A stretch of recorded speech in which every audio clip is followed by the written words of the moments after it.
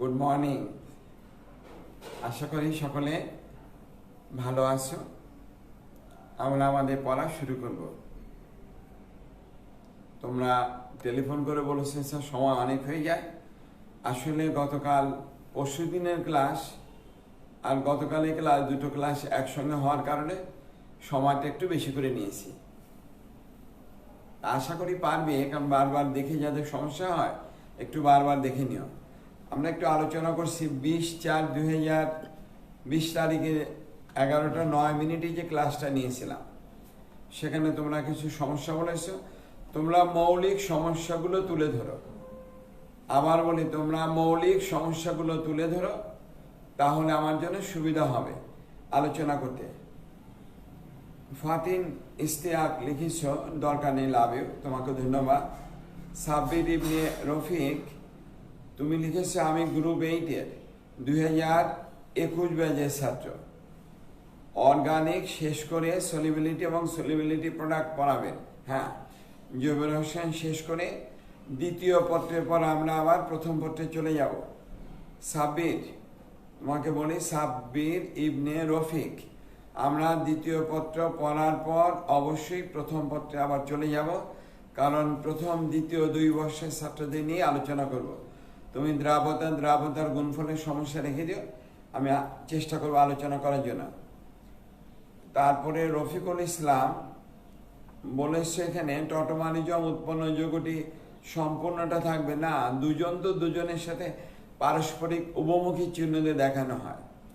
আবার বলি, টটোমানিজমের দুটো যৌগকে যারা টটোমানিক সমানুক তাদের মাঝখানে সাম্যাবস্থার চিহ্ন দ্বারা দেখানো হয়, রিভার্সেবল চিহ্ন দেওয়া হয়। তুমি আবার বলেছো কম্পাউন্ড দেখে কিভাবে সমানতা নির্ণয় করা যায়। একটু অপেক্ষা করো, সবে মাত্র 5টা ক্লাস হয়েছে, একটু কানে কানে শোনা আছে, পদ্ধতি আছে, শিখিয়ে দেব। একটু অপেক্ষা করো, কানে কানে নয়, গোপনে নয়, ওপেনভাবে শিখিয়ে দেবো। আগে বেসিকটা তৈরি হোক, তারপর শিখিয়ে দেবো কিভাবে আমরা যৌগ দেখি বলতে পারি তার দ্বারা কতটি সমানুক সম্ভব। ওই আলোক সক্রিয় সমানতায় দেখো বইতে লিখে দিয়েছি কয়টি কার্বন হলে অপ্রতিসম কার্বনের সংখ্যা কটা হলে কয়টি সমানুক হয়।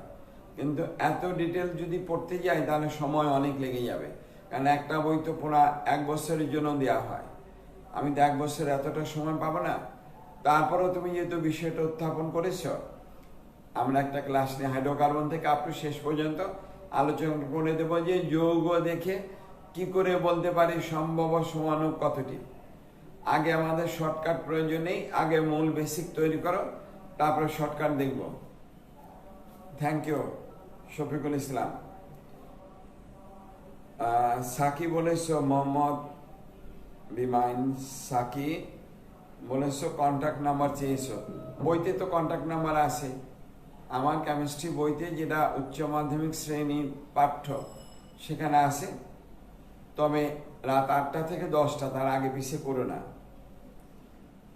এরপরে আরিফ চেয়েছো, অর্ধের উপর 15টা ক্লাস চেয়েছো, দেখবো, আমি চেষ্টা করব যতটুকু করা যায়। রাইহান রিয়াদ বলেছ C4H12 সমাণু 6টি। আমারটা কি হয়েছে দেখো রায়হান, তোমার এই সমস্যা আসবে এটা আমি আগে উপলব্ধি করে আমরা একটা পেজ করেছি, যেখানে তোমরা গিয়ে তোমরা তোমাদের বাসার কাজটা কমপ্লিট করে মোবাইলে তুলে ওখানে পোস্ট করতে পারবে এবং সবাই সবার সঙ্গে সহভাগিতা করতে পারবে। দেখো, শিক্ষা এখানে কোনো হিংসা রাখবে না, উদার মন নিয়ে আসবে, সবাই সবার পারস্পরিক সহযোগিতা করবে। আমার দেশের ছেলেরা মেয়েরা যত বেশি শিখতে পারবে তত দেশ শিক্ষায় সমৃদ্ধ হবে। এখানে কোনো হিংসা দেশ রাখবে না। সে কারণে তোমরা এই প্ল্যাটফর্মে দেখো নতুন একটা পেজ করে দিয়েছি, যেখানে আমরা সকলে মিলিত হয়ে আমাদের বাসার কাজটা দিতে পারবো। আজকে অবশ্যই ক্লাসের পর তোমরা ওই প্ল্যাটফর্মটা খুঁজে নেবে, ওইখানে আছে, দেখো সুন্দরভাবে। সেখানে আমিও থাকবো এবং তোমাদের সব সমস্যাগুলি সমাধান করে দেব। না হলে আমিও করে সঠিকটা পোস্ট দিয়ে দেব, তাহলে সংক্ষেপে হয়ে যাবে। নাহলে তো প্রত্যেকটা নিয়ে অনেক সময় কেটে যাবে। আবার বলে, যদি যেসব বাড়ির কাজ দেব তোমরা পারস্পরিক আলোচনা করে যে যেটা পারো সেটাকে করে তার ছবি তুলে সেখানে পোস্ট দিবে। আমিও তোমাদের বন্ধু, যখন পড়াতে আসছি তোমাদের বন্ধু হয়ে আসছে, আমি বন্ধু লিখে সেখানে অবশ্যই পোস্ট দেব। তখন আমরা সবাই মিলিয়ে দেখব কারটা হয়েছে, কার কতটুকু ভুল হয়েছে, কার কোথায় ঘাটতি আছে, সেটা সেখানেই পূর্ণ হবে। আমাদের মূল উদ্দেশ্য তো শিক্ষা লাভ, সেই উদ্দেশ্য থেকে আমরা বিচ্যুত হতে চাই না। আমি আবার বলি, আমাদের মূল উদ্দেশ্য শিক্ষা লাভ, ওটা থেকে আমরা বিচ্যুত হতে চাই না।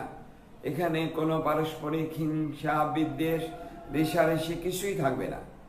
আমরা সকলে স্কুল বিডি প্ল্যাটফর্মের বন্ধু, বড় বন্ধু থাকবো আমি। তারপরে কি আসছো বলো তো? এরপরে আসছো রাফিকুল রবিন। তুমি বলেছো জৈব জায়গা সম্ভব সমান করার কোন সূত্র আছে কি? আছে তো, একটু অপেক্ষা করো, আগে ভিত্তি তৈরি হোক, তারপর দেখাবো। ফাতিন ইস্তিয়াক, ভালোবাসা অবিরাম, অনেক উপকৃত হচ্ছি। ক্লাস চালিয়ে যান, কোনোভাবেই অফ করবেন না। ভালোবাসা অবিরাম ইত্যাদি ইত্যাদি। ফাতিন ইস্তিয়াম, তোমাকে অনেক ধন্যবাদ। আমি অবিরাম চালিয়ে যাব, তোমরা অবিরাম থেকো। ভালোবাসা অবিরামই থাকবে, অবিরামই থাকবে। মানুষ মানুষের জন্য কত কিছু করছে ভাই। আমার তো কোনো এত টাকা পয়সা নেই যে লোকজনে দান করব। আমার যতটুকু আছে, যতটুকু জ্ঞান আছে, এটা আমি উজাড় করে দিতে পারবো। আমার জ্ঞান অল্প, আমার যতটুকু আছে তার সঙ্গে তোমাদের সাথে সহভাগিতা করতে পারবো।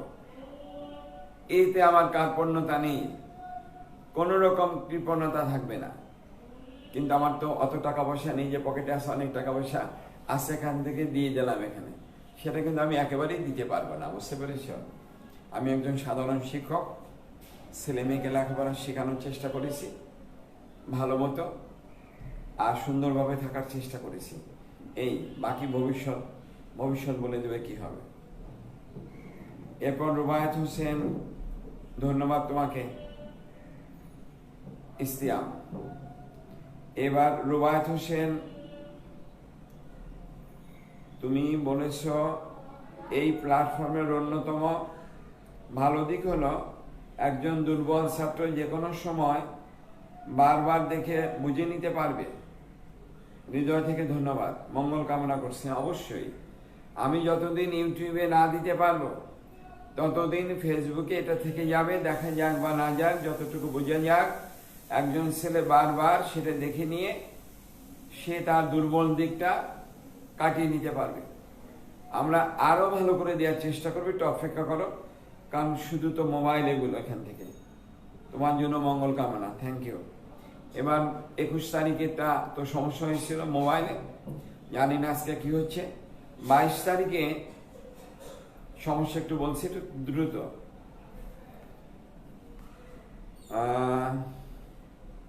অনেক দিয়ে বলেছ it is very helpful for us, thank you sir. হ্যাঁ, তোমার জন্য thank you. Shafiqul Islam, racemic মিশ্রণ কিভাবে লাইট ইনঅ্যাক্টিভ করে? বোকা, একটা ডান দিকে ঘোরা যতটুকু, একটা ডান দিকে যতটুকু ঘোরাবে আর একটা বাম দিকে ততটুকু ঘোরাবে। একটার ঘূর্ণন যতটুকু ডেক্সট্রো আর একটার ঘূর্ণন ততটুকু লেবো, তাহলে সামগ্রিক কি হলো?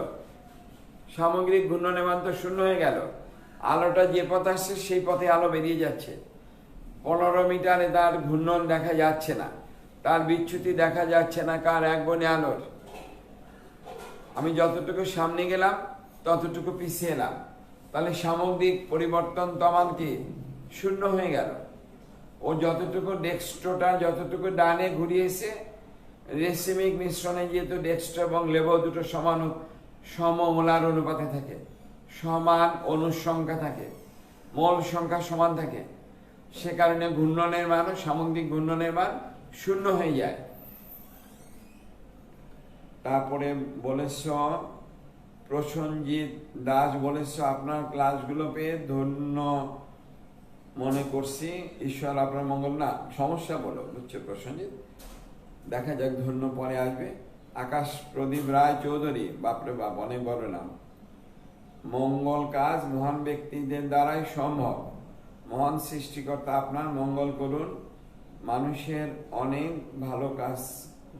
ও থ্যাংক ইউ আকাশ রায় চৌধুরী, তোমাকে অনেক ধন্যবাদ। শোনো, পৃথিবীতে মানুষ অনেক কিছু ভালো কাজ করছে, অনেক অনেক অনেক ভালো মানুষ আছে, তারা অনেক ভালো কাজ করছে। দুষ্ট লোকের সংখ্যা কম, কিন্তু এটা প্রকাশ পায়। নীরবে নিভৃতে অনেক লোক অনেক ভালো কাজ করছে। আমূর্তি নীরবে নিভৃতে তোমাদের সঙ্গে সহযোগিতা করছে। মাত্র আমি তো বলেছি, আমার তো এখানে মোবাইলে কিছু টাকা ভর্তি হচ্ছে ওয়াইফাই থাকা সত্ত্বেও, কারণ যেহেতু ওই লোক আসতে পারছে না করোনার কারণে। এই আর কিছুই না, প্রতিদিন সামান্য কিছু টাকা, এটা খুবই নিতান্ত কম।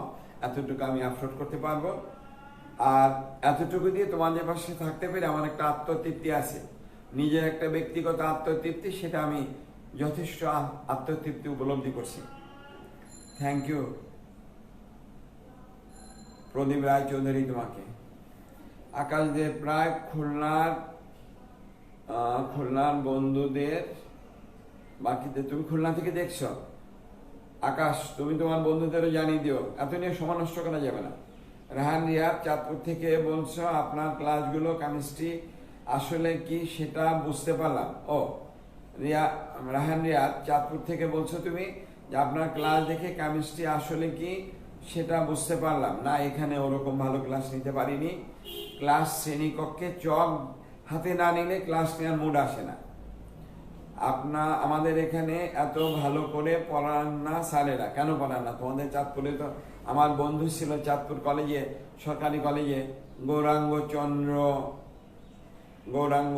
ছিল, ও তো কেমিস্ট্রি টিচার ছিল। তো আমার বন্ধু, জৈব রসায়নে তোর ভালো দখল আছে, কিন্তু পড়ান না কেন, সময় পান না নাকি জানি না, কারণ অনেক ব্যস্ত থাকে। যে সারা আন্তরিকতা দিয়ে পড়ালেই ভালো পড়াবেন। চিন্তা করতে হবে যে আমি শিক্ষক, ছাত্ররা আমার কাছ থেকে শিখতে আসছে, আমি মন প্রাণ দিয়ে ওদেরকে শিখাবো, তাহলেই ভালো করে হয়ে যাবে। শফিকুল ইসলাম, ডেক্সট এবং লেবো যৌগ কিভাবে শনাক্ত করব? খুব ভালো প্রশ্ন করেছ। আমি তো বলেছি বেশি জারিত গ্রুপ থেকে আলোটা কম জারিত গ্রুপের দিকে ঘুরবে। বেশি জারিত গ্রুপ সিডাবলেস, ল্যাকটিক অ্যাসিডের ওএসটা কম জারিত গ্রুপ, তাই সিডাবলেস থেকে ওএসের দিকে আসবে।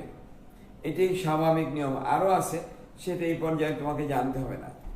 মৃদুল ভট্টাচার্য, নমস্কার। মৃদুল, তোমাকে তো আমার কলেজের ছাত্র, তোমাকে তো আমি তোমার বাবাকে বলেছি যেন তুমি দেখো, তুমি প্রত্যেকটা ক্লাস ভালো করে দেখে নেবা। রাকিব বলেছ অসাধারণ একজন টিচার। না, অসাধারণ না, আমি খুবই সাধারণ, খুবই নগণ্য, তোমাদের বন্ধু। আমি সকল ছাত্রের বন্ধু হয়ে থাকতে চাই জীবনের শেষ মুহূর্ত পর্যন্ত। ফতেহ ইশতিয়াক, তুমি 21 তারিখে ক্লাসের প্রত্যক্ষদর্শী ছিলে, বুঝতে পেরেছো যে আমি ক্লাস নিয়েছি কিন্তু পট করে মোবাইলে নেট আউট হয়ে গিয়েছে, ব্ল্যাক আউট যাকে বলে, বুঝতে পেরেছ? Thank you. আমরা আমাদের ক্লাস শুরু করি, সময় অনেক চলে গিয়েছে, এত গল্প করা যাবে না। আজকে জৈব রসায়ন ষষ্ঠ ক্লাস 23/4/2020 সমন্বয় নিয়ে পড়ব। কালকে এই 22 তারিখে একজন বলেছ ডায়াস্ট্রোমার কি, সেটা তখন আমি মেসোযোগ আসিনি, পড়ানো হবে ধাপে ধাপে। কারণ আমি দেখো এখানে অনেক জায়গা থেকে, খুলনা থেকে আসে, চাঁদপুর থেকে আসে, জয়পুরহাট থেকে আসে, অনেক দূর দূর থেকে গতকাল ছিল ছেলেরা। তাহলে এখানে তো আজকেও থাকতে পারে বা থাকবে, এটাই আশা করি। তোমরা তোমাদের বন্ধুদের জানিয়ে দিও এরকম ক্লাস হচ্ছে।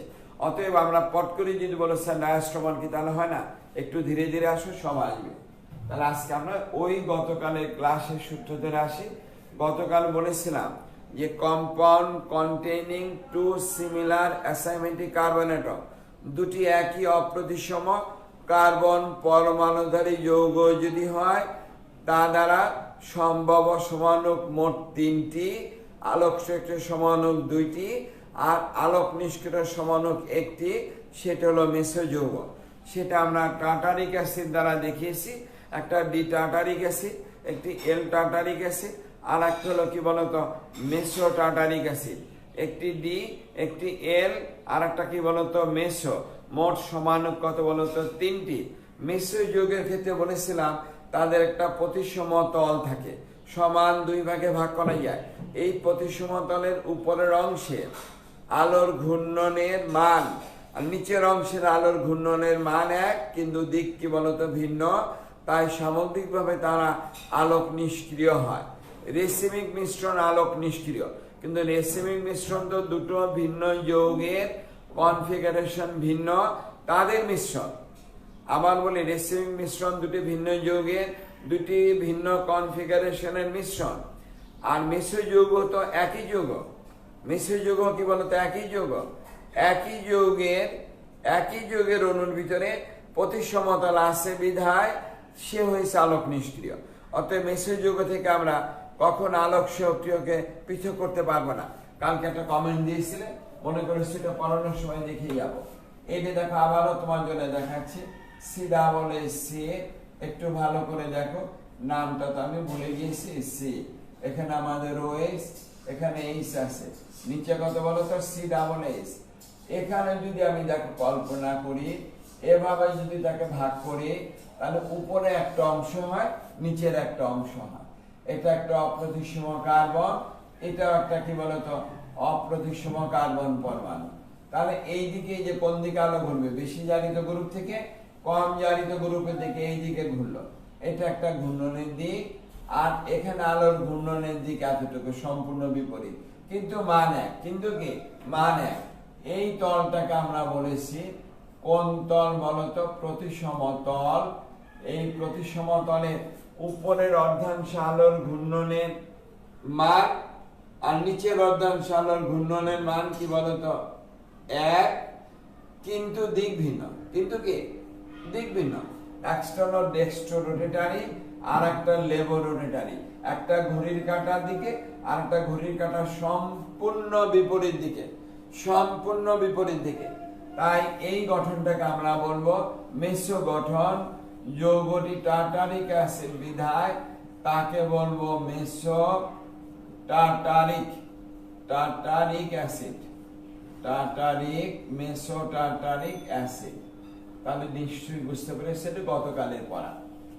যদি আমরা এইরূপ একটা যৌগ লিখি যার অণুতে দুটি অপ্রতিসম কার্বন পরমাণু আছে, কিন্তু তারা একই না ভিন্ন, টু ডিসিমিলার, টু কি বলতো ডিসিমিলার অ্যাসাইমেট্রিক কার্বন অ্যাটম, দুটি সম্পূর্ণ ভিন্ন অপ্রতিসম কার্বন পরমাণু। এটি হলো একই, আনিবেলক সম্পূর্ণ কি বলতো ভিন্ন। তা দ্বারা সম্ভাব্য আলোক সক্রিয় সমন্বয়কের সংখ্যা 4টি। কয়টি বলতো 4টি। এখানে কোনো মিশ্র গঠন পাওয়া যাবে না। সম্ভাব্য আলোক সক্রিয় সমন্বয়কের সংখ্যা কয়টি বলতো 4টি। আমরা একটু লিখি, এই যৌগটা কি করতে পারতাম, একটু ভালো করে দেখো। সম্ভাব্য আলোক সক্রিয় সমন্বয়কের সংখ্যা কয়টি হয় বলতো 4টি হয়। তাহলে টু ডিসিমিলার অ্যাসাইমেট্রিক কার্বন অ্যাটম, দুটি সম্পূর্ণ ভিন্ন অপ্রতিসম কার্বন পরমাণুধারী যৌগের ক্ষেত্রে। এটা মুছে ফেলি, এটা আমাদের আর প্রয়োজন নেই, শুধুমাত্র ক্লাসটার উপর একটা সিম্বল হিসেবে এটা রেখে দিয়েছি যাতে বুঝতে পারো। এবার আমরা টু ডিসিমিলার অ্যাসাইমেট্রিক কার্বন অ্যাটম, তোমরা নিজেরাও চেষ্টা করলে একটু লিখতে পারো।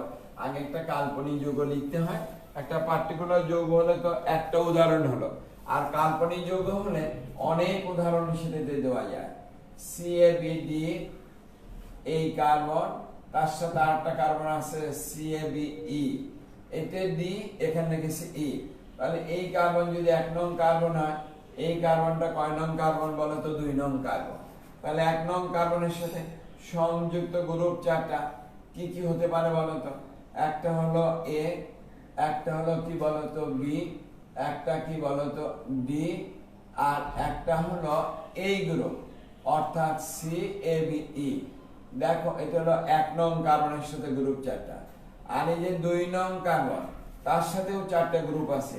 একটা গ্রুপ এ, একটা গ্রুপকে বলবো বি, একটা গ্রুপ কত বলতো ই। এখানে ছিল ডি, এখানে হলো ই। আরো পার্থক্য আছে দেখো, এখানে ছিল CABE, এখানে হলো CAB কত বলতো ডি। তাহলে দেখো এই কার্বনের সাথে সংযুক্ত গ্রুপ 4টা, এই কার্বনের সাথে সংযুক্ত গ্রুপ চারটা সম্পূর্ণ ভিন্ন। তার মানে টু ডিসিমিলার অ্যাসাইমেট্রিক কার্বন অ্যাটম, দুটি ভিন্ন অপ্রতিসম কার্বন পরমাণুধারী আলোক সক্রিয় যৌগ। যেহেতু অপ্রতিসম কার্বন আছে তাই তাকে বলেছি সে কি বলতো আলোক সক্রিয় যৌগ, অপটিক্যাল অ্যাক্টিভ কম্পাউন্ড। তাহলে এ দ্বারা মোট সমাণু কয়টা হবে দেখো, একটা হলো এসি, এটাকে বলবো বি, এখানে ডি, 1 নং কার্বন লিখলাম। এবার 2 নং কার্বন আসো সি, তার সঙ্গে কি আছে বলতো বি, এখানে কত বলতো ই, আর এটা কত বলতো এ। তাহলে এইটা যদি একটা ফিগার 1 হয় তাহলে এর একটা কি পাওয়া যায় বলতো দর্পণ প্রতিবিম্ব পেয়ে যাব। এটা আমাদের দর্পণ, নিজেরা লেখো কি হয়, এটা আমাদের ফিগার 1 পয়েন্ট কত বলতো 1, এর একটা দর্পণ নিজেরা লেখো, বিটার সোজা বি আসবে, এটা ডি, এখানে কত এ সি, এটা আসবে বি, এখানে আসবে ই, এখানে আসবে কত বলতো এ, এটা আসবে ফিগার কত বলতো 1.2। একে অপরের দর্পণ প্রতিবিম্ব, তার মানে একে অপরের এনাংশীয়মান, একে অপরে কি ফিগার 1.1 এবং ফিগার 1.2 একে অপরে কি বলতো এনাংশীয়মান এবং তারা দর্পণ প্রতিবিম্ব, দুটোই আলোক সক্রিয় যৌগ। এটা হলো 1, এটাকে বলবো কি বলতো 2, দুটো সমানুক হয়েছে। এইবার দেখো এ যদি হয় সি, এই দিকে কি আছে বলতো বি, এখানে আছে ডি, এই 1 নম্বর কার্বন ঠিক রাখি। এবার আমরা 2 নম্বর কার্বনটাকে পরিবর্তন করব, ডানে ছিল বি, এবার ডানে নেব ই, বিটাকে আমরা বামে আনবো, নিচে কত বলতো এই থাকবে।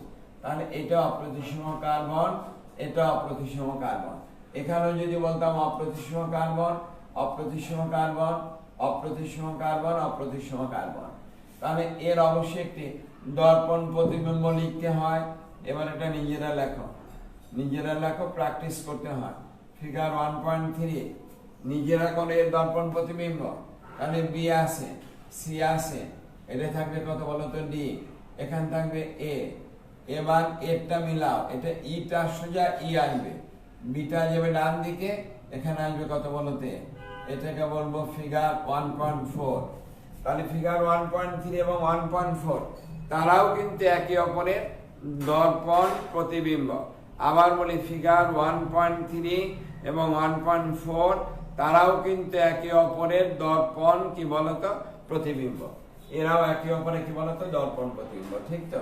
তাহলে বুঝতে পেরেছো দর্পণ প্রতিবিম্ব কাকে বলে। তাহলে মোট সমাণু কয়টা আছে বলতো 4টি হয়েছে, 3, এখানে কত বলতো 4। এখন তুমি বলবে স্যার 1 কে ঠিক রেখে তো 2 কে পাল্টালেন, কিন্তু 2 কে ঠিক রেখে যদি 1 কে পাল্টায় তাহলে আর একটা সমাণু পাওয়া যাবে না, আর পাওয়া যাবে না। তুমি পরীক্ষা করে দেখো, আমরা কি করব 2 কে ঠিক রেখে 1 কে পাল্টাবো, তার মানে 1 এর উপরে আছে এ। এবার বিটাকে তুমি কোথায় নাও বলতো, বিটাকে তুমি ডান দিকে নাও, এই বিটাকে ডানে, আর ডিটাকে কোথায় নাও বলতো বামে। এইবার এটা তো পাল্টালে এটা হয়ে যাবে, এটাকে পাল্টানো যাবে না, দুটোই যদি পাল্টাও তাহলে দর্পণ প্রতিবিম্ব হয়ে যাবে। এবার সি, এইদিকে কি থাকবে বলতো বি, এখানে থাকবে ই, এখানে থাকবে এ। খুঁজে বের করো তো এর ভিতরে এই যৌগ আছে কিনা। দেখো এর পাশে যৌগই এইটা, অর্থাৎ এটা প্রকৃত অর্থে 4 নাম্বার যৌগ, তাই ইচ্ছা করে এটার পাশে লিখেছি যাতে তোমার দেখতে সুবিধা হয়। এটাও 4, এটাও 4, তার মানে এটা আলাদা কোনো সমাণু নয়। এটা 4 নং ফিগার 1.4, এটা আলাদা ফিগার 1.5 দিতে পারবে না, এটাকেও লিখবো কত বলতো ফিগার 1.4। তাহলে মোট সমাণু কয়টা হলো বলতো 4টি। এই 4টি আলোক সক্রিয় সমাণু, এটা অপ্রতিসম কার্বন, এটা অপ্রতিসম কার্বন। ওটা দেওয়ার প্রয়োজন নেই, অপ্রতিসম কার্বন দিতেও পারো, সমস্যা নেই। তাহলে যদি কোনো যৌগের ভিতরে দুটি ভিন্ন অপ্রতিসম কার্বন পরমাণু থাকে তাহলে তাদের দ্বারা সম্ভাব্য আলোক সক্রিয় সমন্বয়কের সংখ্যা, মোট সমন্বয়কের সংখ্যা 4টি, মোট সমন্বয়কের সংখ্যা 4টি। এইবার দেখো একে যদি আমি ডি গঠন বলি, যদি বলি, কারণ আমি তো জানি না কোনটা বেশি জারিত গ্রুপ, মনে করে এটা ডি, তাহলে তার দর্পণ প্রতিবিম্ব এটা হবে এল। আবার এটা যদি ডি গঠন হয় তার দর্পণ প্রতিবিম্ব এটা হবে কোন গঠন বলো তো এল গঠন। ঠিক তো? তাহলে ফিগার 1.1 এবং 1.3 দুটোই কিন্তু দ্বিগঠন, দুটোই কি ডেক্সট্রোরোটেটারি। দুটোরই আলোর ঘূর্ণনের দিক কি বলতো এক। ডেক্সট্রোরোটেটারি মানে কি দ্বিগঠন, মানে কি ডেক্সট্রোরোটেটারি। আলোর ঘূর্ণনের দিক কি বলতো এক, কিন্তু মান ভিন্ন। মান কি? মান ভিন্ন। তাই তারা একে অপরের ডায়াস্ট্রিওমার। একে অপরে কি? উত্তরটা পেয়েছে, একে অপরের ডায়াস্ট্রিওমার। একইভাবে ফিগার 1.2 এবং 1.4 দুটোই কোন গঠন বলতো? এল গঠন। দুটোই কি এল গঠন, দুটি গঠনই এল গঠন। অতএব তাদের আলোর ঘূর্ণনের দিক এক, তার মানে কি বামাবর্ত ঘূর্ণন। কোন ঘূর্ণন? বামাবর্ত ঘূর্ণন। আর একে অপরের তারা কি বলতো? ডায়াস্ট্রিওমার। ঘূর্ণনের দিক এক কিন্তু মান ভিন্ন, তাই তারা একে অপরের ডায়াস্ট্রিওমার। ডায়াস্ট্রিওমার এটা কাল্পনিক যৌগ লিখেছি। এবারে আমরা বাস্তব যৌগে আসবো। দেখা যাক কিভাবে বাস্তব যৌগে আমরা আসতে পারি। নিশ্চয়ই তোমরা তুলে নিয়েছো। এবার আমরা বাস্তব যৌগে আমরা আসবো। দেখা যাক কিভাবে আমরা দুটি ভিন্ন অপ্রতিসম কার্বন পরমাণুধারী যৌগের সম্ভাব্য সমাণুকে ব্যাখ্যা করতে পারি। দেখা যাক।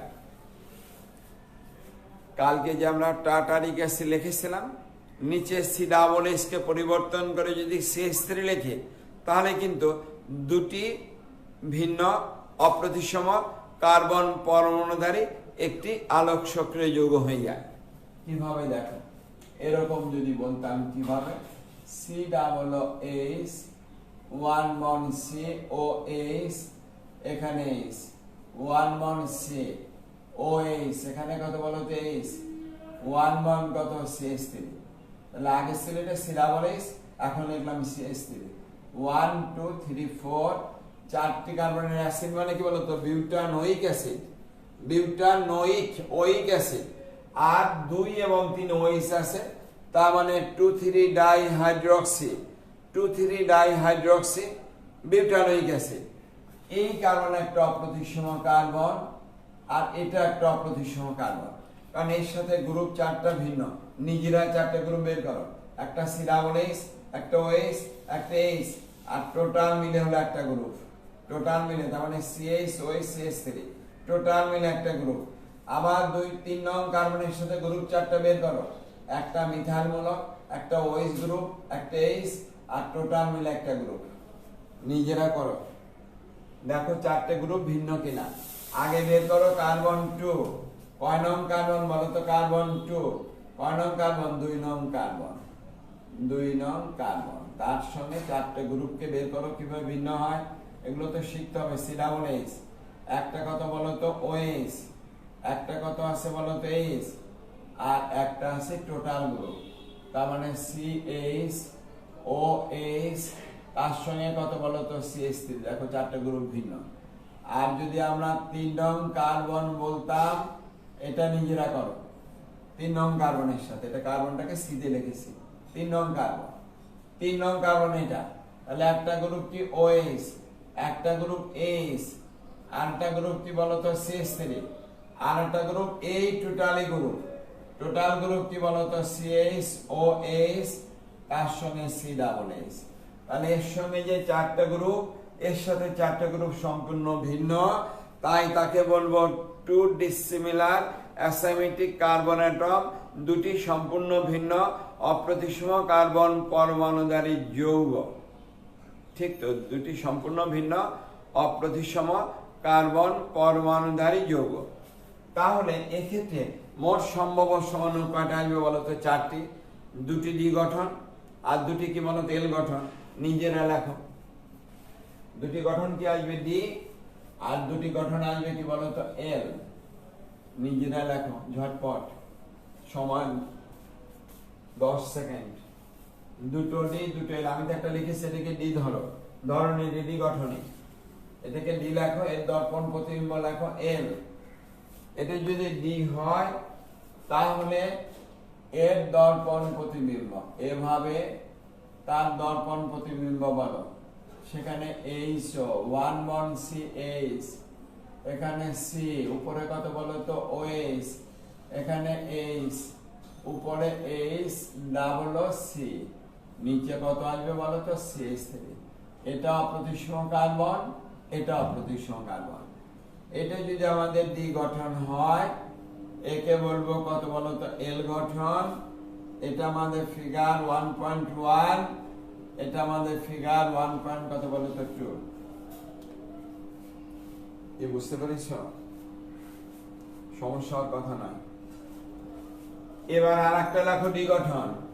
কিভাবে লিখবো বলো তো? CH, প্রথম কার্বনের ওএইচটাকে আমরা ঠিক রাখবো, তার মানে দ্বিতীয় কার্বন ঠিক থাকবে, মানে প্রথম অপ্রতিসম কার্বন ঠিক থাকবে, দ্বিতীয় অপ্রতিসম কার্বনকে আমরা চেঞ্জ করব।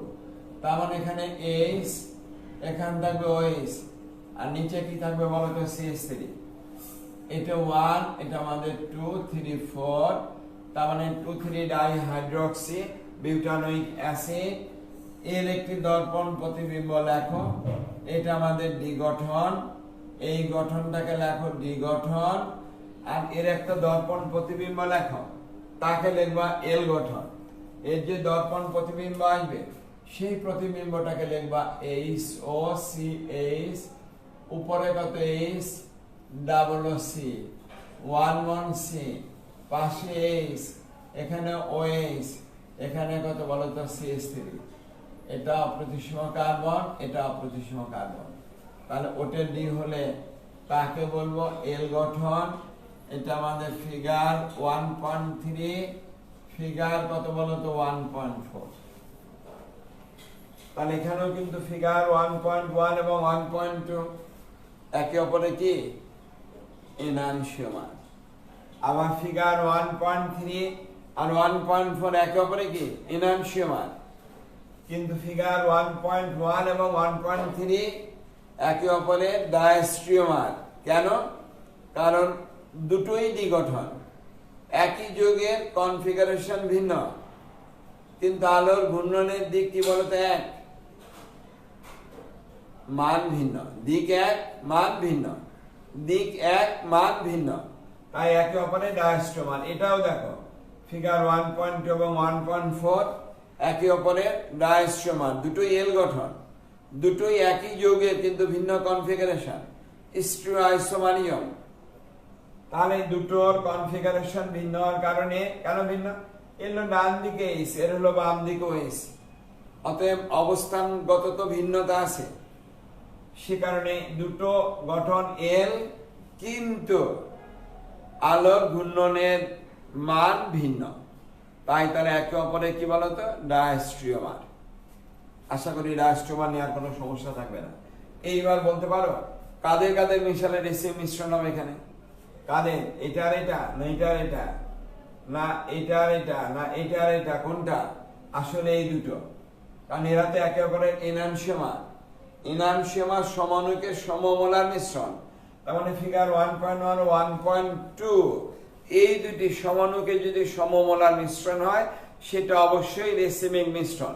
ওই যে বলেছিলেন রেসিমিক মিশ্রণ কিভাবে আলোক নিষ্ক্রিয় হয়, কারণ একটা যতটুকু ডানে ঘোরায় আর একটি গঠন ঠিক ততটুকু বামে ঘোরায়।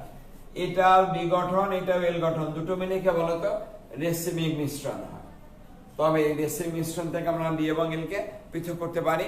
এই জন্য আমাদের ব্যাকটেরিয়া জারণ প্রণালী, সাধারণ কেমিক্যাল প্রসেস, অনেক প্রসেস আছে। তাহলে আলোক শক্তির সমানতা সম্পর্কে বুঝতে পেরেছ? অনেকগুলো জটিল যৌগ আছে, তারা জৈব যৌগ নয়, অজৈব যৌগ, তারাও আলোক সক্রিয় সমানতা প্রদর্শন করে। সেক্ষেত্রে কিন্তু সংজ্ঞাটা আর থাকে না যে অপ্রতিসম কার্বন পরমাণু থাকতেই হবে। আবার বলি, প্রথম সংজ্ঞায় তোমাদের বোঝানোর জন্য বলেছিলাম ওইটা, যে অপ্রতিসম কার্বন পরমাণুধারী যৌগ যারা এক বনে আলোক রশ্মিকে ডানে বা বামে ঘুরিয়ে থাকে, তারাই আলোক সক্রিয় যৌগ। আর এই যৌগের যে সমানতা প্রদর্শন করবে তারা হলো আলোক সক্রিয় সমানতা।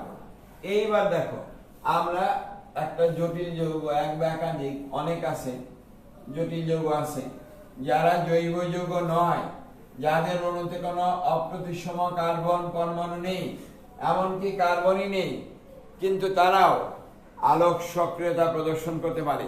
তারাও কি করে বলো তো? আলোক সক্রিয়তা প্রদর্শন করে। লেখো, আগে নাম লেখো।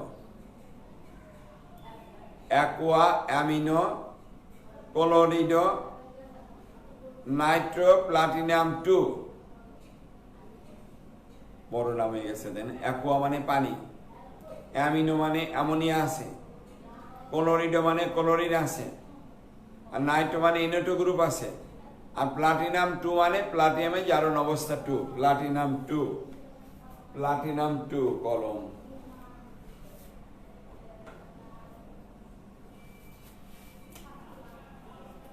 দেখো এটা আমাদের প্লাটিনাম, তার সঙ্গে কি আছে? এভাবে আমাদের 4টা গ্রুপ আছে, বুঝছো? এটা আমাদের NO2 বেশি জারিত গ্রুপ, তার সঙ্গে আমরা একটা দর্পণ প্রতিবিম্ব দিই। এখানে Cl, পানি আছে H2O, আর অ্যামোনিয়া আছে NH3। তাহলে aqua amino chlorido nitro platinum 2। Platinum কত বলো? 2। এইটা মাইনাস আর এটা মাইনাস, দুটো হলো -1 -1 -2, প্লাটিনাম +2। তাই যৌগটি একটি নিরপেক্ষ যৌগ। কিরকম? আধা নিরপেক্ষ।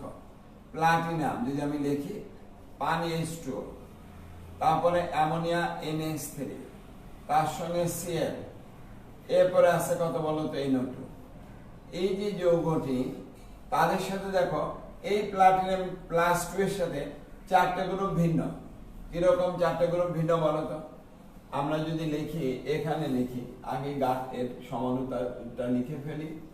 প্লাটিনাম উপরে কি আছে বলো তো? পানি H2,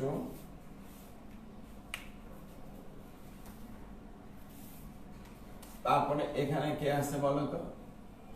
NO2, এখানে কাকে আছে? অ্যামোনিয়া আছে, আর এখানে আছে কে বলো তো? একটা ক্লোরিন। তাহলে এটা আর এটা দেখো, এটা যদি দ্বিগঠন হয়, একে আমরা সত্যিকার অর্থে আলোককে ঘুরায়, বুঝছো? সত্যিকার অর্থে এরা আলোককে ঘুরায়, এক বনে আলোক রশ্মিকে ঘুরিয়ে থাকে। তার মানে এরা অপটিক্যাল অ্যাক্টিভ কম্পাউন্ড। এখানে 4টা গ্রুপ যদি বলি, কি কি আছে বলো তো? একটা গ্রুপ আছে পানি H2O, দ্বিতীয় গ্রুপ কে আছে বলো তো? অ্যামোনিয়া NH3, তৃতীয় গ্রুপ হলো Cl-, চতুর্থ গ্রুপ হলো NO2-। এই দেখো 4টে গ্রুপ পরস্পর থেকে ভিন্ন। প্লাটিনামে জারণ অবস্থা প্লাটিনাম 2, তারা এরূপ যৌগ গঠন করেছে। এটা একটা কেমন যৌগ বলো তো? আলোক সক্রিয় যৌগ। তার মানে এরকম আরো যৌগ উচ্চ শ্রেণীতে পাবে। তখন কিন্তু আমরা অপ্রতিসম কার্বন পরমাণুধারী যৌগ, ওই কথাটা তখন থাকবে না। সেটা উপরে ক্লাসে আমার থেকে অনেক বড় শিক্ষকরা তোমাদের পড়িয়ে দেবেন। তবে উচ্চ মাধ্যমিক পর্যায়ের জন্য সংজ্ঞা যদি আসে আলোক সক্রিয় যৌগের, তখন তোমরা ওইটাই বলবা, অপ্রতিসম কার্বন পরমাণুধারী যৌগ যারা এক বনে আলোক রশ্মিকে ডানে বা বামে ঘুরিয়ে থাকে, তাদেরকে বলবো আলোক সক্রিয় যৌগ। আলোক সক্রিয় যৌগ কর্তৃক সৃষ্ট সমানুতাকে আমরা বলবো আলোক সক্রিয় সমানুতা। তখন ওই সংজ্ঞা ওটাকেই তোমরা ব্যবহার করবে। কোনটা বলো তো? আগের যেটা সেটা। তাহলে আমাদের আলোক সক্রিয় সমানুতা তোমাদের বইয়ের যে কাজগুলি আছে, সবগুলো কমপ্লিট করে আমাদের পেজে দেবে। বইয়ে দেখবো অনুশীলনীতে অনেকগুলো যৌগ আছে, সেই যৌগগুলো দিয়ে অথবা আমি যৌগ দিয়ে তোমাদের পেজে পোস্ট দিয়ে দেব। সেই যৌগগুলোর সমানুতা তোমরা করে নেবে। আবার বলে আমি পেজে লিখে ছবি তুলে তোমাদের ওখানে পোস্ট দিয়ে দেব। তোমরা গ্রুপ ওয়াইজ মিলেমিশে গল্প করে সেই সমানতাগুলি কমপ্লিট করবে, ঠিক তো? আরেকটি কথা না বললেই নয়, আগামীকাল শুক্রবার হয়তো প্রথম রমজান শুরু হবে, আর সেক্ষেত্রে আমরা ক্লাস 11টাই হবে।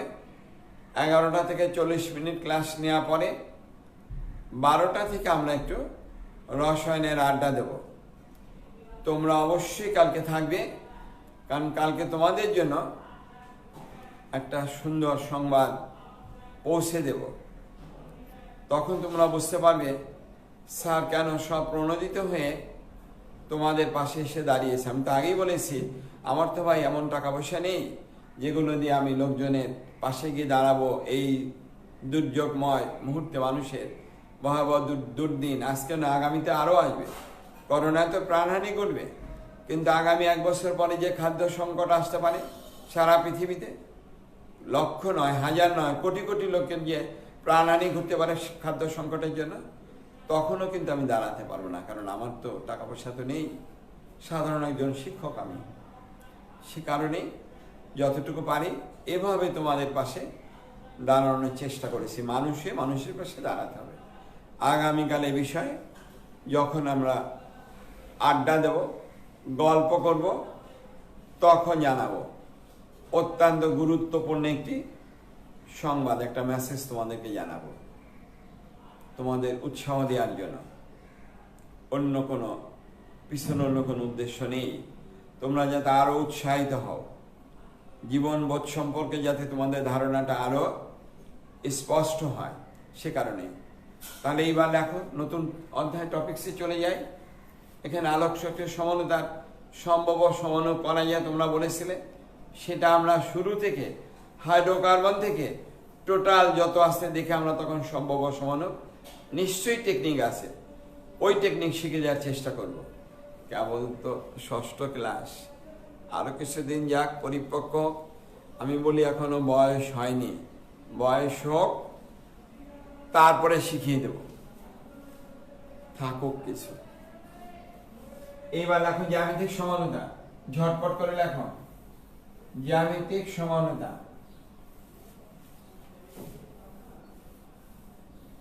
জ্যামিতিক সমানতা লিখিস।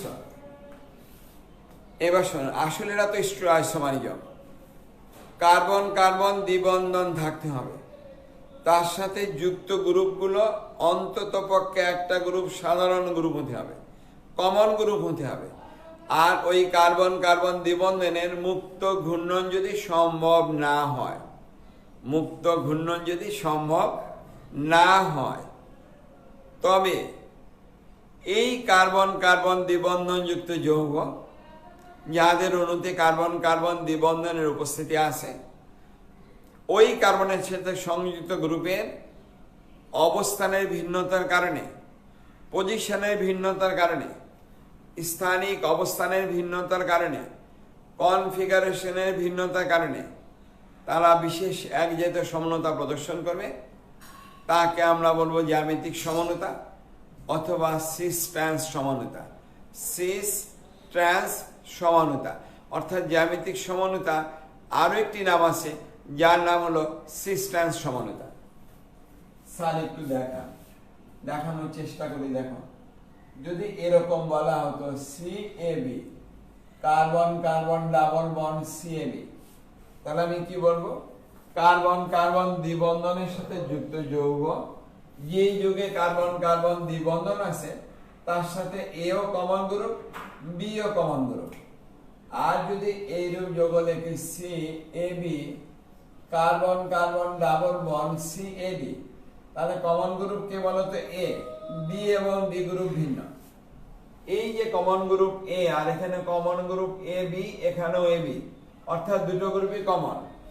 এই কমন গ্রুপের স্থানিক অবস্থান, পজিশন, তার কনফিগারেশন ভিন্নতার কারণে তারা এক বিশেষ সমানতা প্রদর্শন করবে।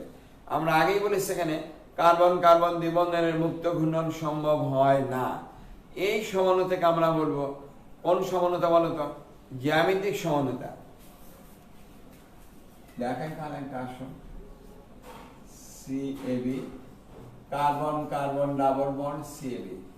তাহলে এই যুগের ক্ষেত্রে, এটার ক্ষেত্রে অর্থাৎ প্রথমটার ক্ষেত্রে আমরা যদি এভাবে লিখি, দেখো কার্বন কার্বন দ্বিবন্ধন, এভাবে যদি অক্ষ বরাবর লিখি এবি, এখানেও এবি লিখি, বা যদি এই যুগটাকে এরকম লিখতাম, নিচে দেখা যাবে তো কার্বন কার্বন দ্বিবন্ধন এ, এখানে বি, এখানে বি, এখানে এ। তাহলে এটা দেখি আর এটা দেখি, যাই দেখি, দেখো এখানে কমন গ্রুপটা কি বলতো? এ। তারা দেখো একই অক্ষে আছে, একই তলে আছে। আবার এইভাবে যদি দেখি কমন গ্রুপ এ এবং কমন গ্রুপ বি, তারা একই তলে অবস্থান করেছে। এই যে গঠন যারা একই দিকে থাকবে, গ্রুপগুলো একই গ্রুপ, তাকে আমরা বলবো সিস গঠন। আর যদি এমন হয় যে দেখো কার্বন কার্বন দ্বিবন্ধন, তার সাথে যে কমন গ্রুপটা আছে সংযুক্ত, তারা কর্ণ বরাবর আছে। কর্ণ বরাবর মানে ভিন্ন তল হয়ে গেল। বা যদি বলি আমরা ওভাবে লিখি, এভাবে যদি লিখি, তাহলে এখানে এ, এটা যদি বি হয়, তাহলে এটা কি বলতো এ, একে বলবো কি বলতো বি। তাহলে এখানে কমন গ্রুপটা কি বলতো একই তলে আছে। কমন গ্রুপটা কি বলতো একই তলে আছে। একে যদি উল্টে দিতাম এখন, এটাই যদি বি হতো না, এভাবে লিখি, তাহলে আগে আসি কমন। তাহলে কমন গ্রুপটা কি বলতো কর্ণ বরাবর আছে। এখানে যদি কমন গ্রুপ লেখা হতো এটা আমাদের বি, এখানে যদি এ লিখতাম, তখন দেখো এই কমন গ্রুপটা কর্ণ বরাবর আছে। বি কমন গ্রুপ কর্ণ বরাবর, এ কমন গ্রুপ কর্ণ বরাবর, বি কমন গ্রুপ কর্ণ বরাবর। অতএব তাকে আমরা বলবো সেটা কোন গঠন বলতো? ট্রান্স গঠন। একটা সিস, একটা হলো ট্রান্স। একটি বাস্তব উদাহরণ দেখো, যদি আমরা এভাবে বলতাম CH3 CH carbon carbon double bond CH3, যৌগটির নাম নিশ্চয়ই তোমরা বলবা বিউট 2 ইন। যৌগটি কেমন বলো তো? 1 2 3 4। তাহলে যৌগটিকে বলবো 4টি কার্বন বিদায় বিউট, 2 নাম্বার কার্বনের 2, যৌগটি হলো ইন। এর ক্ষেত্রে যদি সিস এবং ট্রান্স গঠন লিখি, তাহলে carbon carbon double bond CH3, এখানে আসবে কি বলতো H, 1 বন্ড CH3, এখানে আসবে H। এটা 1 2 3 4, এটা নিশ্চয়ই তাকে বলবা cis, cis hyphen the but 2 ene. একে যদি তুমি এভাবেও লিখতে, সেটাও সিস গঠন হতো। এখানে CH3 1 বন্ড H, এখানে CH3 1 বন্ড H, একই তলে আছে। CH3 দুটো একই পাশে আছে, একই প্রান্তে আছে। যাই ধরো এটাও সিস বিউট 2 ইন। আর একে যদি আমি এভাবে লিখি, কার্বন কার্বন ত্রিবন্ধন H, এখানে CH3 H, এই CH3টা নিচের তলে চলে আসলো কর্ণ বরাবর, তখন 1 2 3 4 তাকে আমরা বলবো ট্রান্স। ট্রান্স কি বলতো? বিউট, ট্রান্স একটা হাইফেন দেবে, বিউট 2, তাকে বলবো ইন। অথবা যদি ওভাবে লিখতাম আমরা কর্ণ বরাবর, উপরে CH3 H, এখানে H, পাশে থাকবে CH3 1 2 3 4, তাকে বলবো ট্রান্স বিউট 2 ইন। তাহলে সিস ট্রান্স গঠন বুঝতে পেরেছো?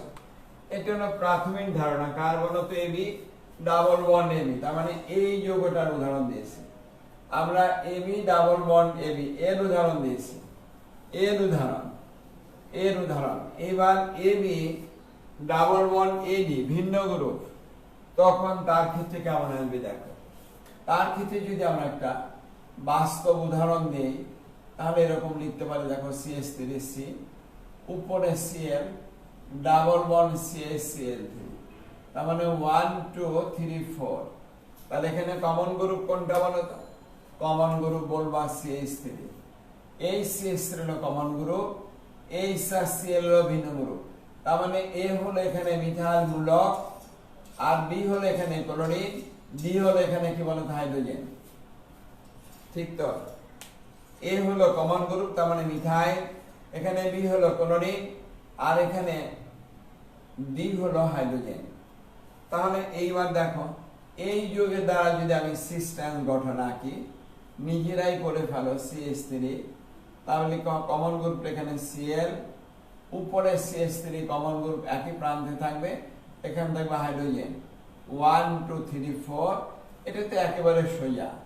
বা তাকে যদি ওভাবে করতে C, এভাবে করলে খারাপ হবে দেখা। C কার্বন কার্বন দ্বিবন্ধন, এটা CH3, এখানে CH3, উপরে কত বলতো Cl, এখান থেকে H, তাহলে ওখানে যে গঠনটা আসবে 1 2 3 4, তাহলে এখানে কমন গ্রুপ কে বলতো CH3, তারা একই অক্ষে আছে, অতএব একে আমরা বলবো CH, যৌগটির নাম যদি লিখি CH, কত বলতো 2 নম্বরে ক্লোরিন আছে 2 ক্লোরো, 4টি কার্বন বিউট, হাইফেন দিয়ে 2, তাকে বলবো ইন। একে যদি ট্রান্স গঠন লিখতে, তাহলে নিজেরা লিখতে পারো ট্রান্স গঠনটা, কার্বন কার্বন দ্বিবন্ধন CH3 Cl, উপরে এই CH3 আমাদের কোথায় চলে গেল বলতো, কর্ণ বরাবর, তার মানে 1 2 3 4 কর্ণ বরাবর কমন গ্রুপ। দেখো এই কমন গ্রুপ কর্ণ বরাবর আছে, আর এখানে কমন গ্রুপ কি বলতো একই তলে আছে, সে কারণে তাকে বলবো আমরা সিসের পরিবর্তে ট্রান্স 2 ক্লোরোবিউটিন, একে আমরা বলবো কি বলতো ট্রান্স 2 ক্লোরিন আছে, তারপরে হাইফেন দিয়ে লিখবো কি বলতো বিউট 2 যৌগটি ইন। একে আমরা ওভাবেও লিখতে পারতাম খাড়া করে, তখন কি হতো বলতো, কার্বন কার্বন দ্বিবন্ধন, এখানে CH3 Cl C আছে, ট্রান্স গঠন মানে কর্ণ বরাবর CH3, এখান থেকে H, তার মানে 1 2 3 4, এটা ট্রান্স 2 ক্লোরোবিউটিন, 2 ক্লোরো মানে 2 নাম্বার কার্বনের ক্লোরিন আছে, এই ক্লোরিনটা 2 নাম্বার কার্বনে। তাহলে বুঝতে পেরেছ জ্যামিতিক সমানতা কাকে বলে। একই যুগে একাধিক দ্বিবন্ধন, 2 বা ততোধিক দ্বিবন্ধন থাকতে পারে, সেক্ষেত্রে আমরা তার সিস্টেন্স সমানতা দেখাতে পারি। ডাইন ট্রাইন যৌগ, তার মধ্যে সিস্টেন্স কি থাকে বলতো, সমানতা থাকে, তার মধ্যে কি থাকে বলতো, সিস্টেন্স সমানতা পরিলক্ষিত হয়। যদি আমরা বিউট টুইন না লিখে এরকম লিখতাম, এটা তোমরা নিজেরা করো, CH2 1 bond CH, carbon carbon double bond CH2 CH3, এটা আমাদের তৃতীয় উদাহরণ, 1 2 3 4 5 6, তাহলে হেক্স 3 ইন, হেক্স 3